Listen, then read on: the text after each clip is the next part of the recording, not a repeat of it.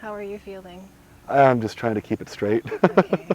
This can hopefully help another veteran or something like that. Same side, friendly fire.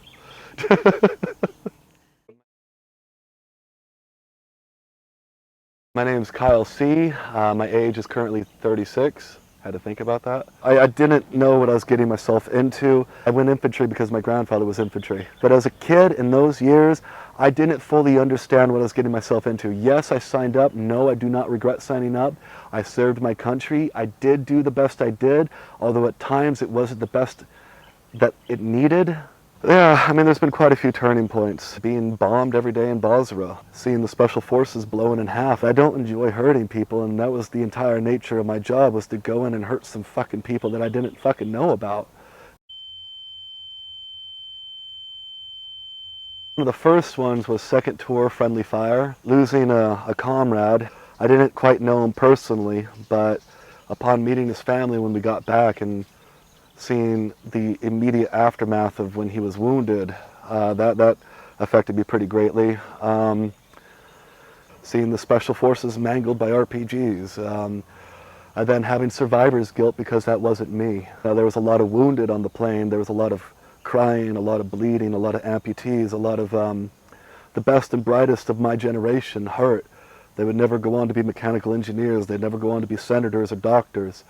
They had lost their lives to a fruitless and fallible war. The military was a very harsh environment, especially in the age with the tools that I was given, that I went in with and at. It was a very infighty kind of atmosphere in my unit, you know, for whatever reasons. Everybody was going through their own emotional illness. Some people in my unit tried to motivate me to commit suicide. Some people in my unit did motivate others to commit suicide. It was a very piranha-like atmosphere those years in the infantry, and I don't blame them. Everybody was going through their shit, and everybody was trying to get a little bit of power and control to stabilize themselves. I don't blame the individual people, and I'll never name the individual people, but my life was a living hell in the military. I didn't enjoy my time in the military. No, I don't support those missions back then. I can't comment on current operations because I'm not a part of it, but it was a very confusing time. It was a very confused years for us during the big surge with Bush and all that. There was guys that would have a daughter born while they're on deployment and come back to a 3-year-old kid that they didn't know. And I was breaking into homes, hurting people that I didn't know anything about. They were just trying to live their life. They barely had a generator to run the one light bulb, and maybe if they chose not to run that light bulb, one TV they had. And I was hurting their family, and I didn't know why. That hurt me, especially after the military, when these memories started coming up, when these things started to affect me more and more in my daily life. I didn't want to hurt those people. I didn't want to do the job anymore. I didn't want to get shot at for no fucking reason anymore, other than I'm in their territory. They're trying to defend their home. When you ask your captain, what's our mission? Why the hell are we here? And he goes, for fuck's sake, I don't know, and walks away. You kind of lose faith in your mission. And that's where I was at for most of the years in the military. That job is so freaking thoughtless. For the first time in years, I had to go to the bathroom alone and I didn't know what the fuck to do. Well, I didn't have to use my brain for 4 years in the military. It was nice. I was told when to eat, when to go to the bathroom, when to shower. I didn't have to think about how to dry myself after a shower. We had a system for that. And then you get out. It's like going from Sonic the Hedgehog, the game, a little 2D platformer, to Grand Theft Auto 5. You have the whole damn world and you don't know what the fuck to do. So that's what it feels like. So you end up going with your veteran friends, you end up going into these little isolated places, either in your head or with those veteran friends, and you don't really have contact, meaningful contact with civilians. It changes your complete view, so yeah, you can kind of go back to society, but it's 3/4. And when you start learning that and experiencing that and feeling that, you kind of remove yourself. But in my view, through the things that you experience, the programming that you experience, you can't fucking fit in again. You see the world completely different every damn day, no matter what. There was times, especially after the military, I had to practice with myself in a mirror eye contact. I had to practice moving my hands, moving my body, because that's the way people speak to each other to get a point across and get people's attention.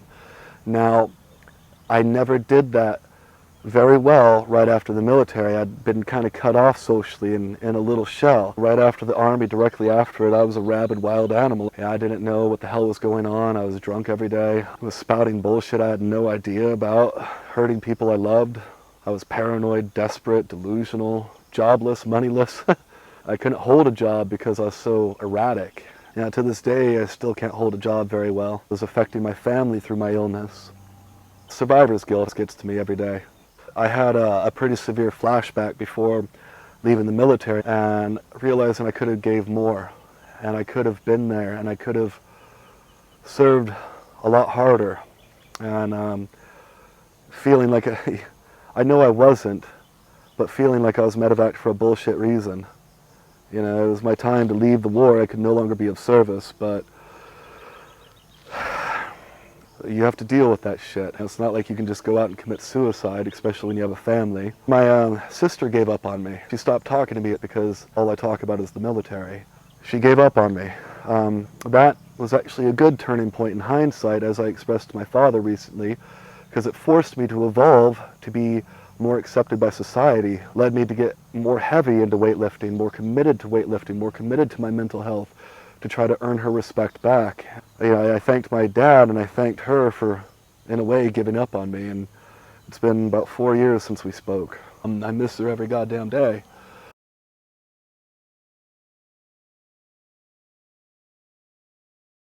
My father's always been there no matter what. It was an evolution, trial and error. It was wanting to get reintegrated into society as much as I have. I'm pretty antisocial, but I try to be social because it's realizing that not everybody's going to stab you in the back, literally.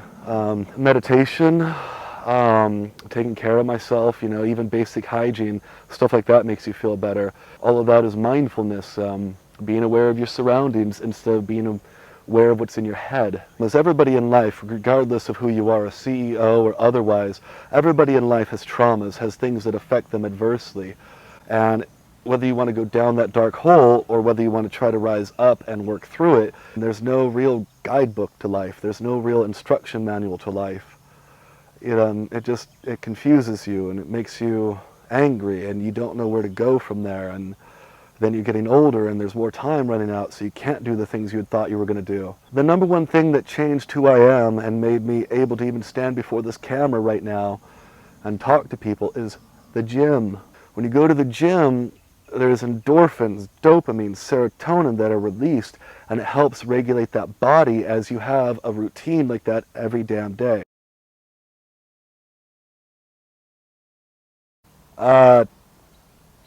In the gym, I mean, shit. But honestly, I'm going to be on the same journey either way that I'm on right now, and that's a journey for self-progression, self-enhancement, and trying to enhance my local immediate community, my neighborhood. Where do I see myself in 4 to 5 years on the same journey that I'm on now? And that's a journey of progression and human understanding, of understanding of the self even. Every adult's just making it the fuck up as they go along. It was a Tom Cruise movie, but they said, without fear, there can be no courage. And when you're in that fear state, it's a matter of being brave enough to get out of it.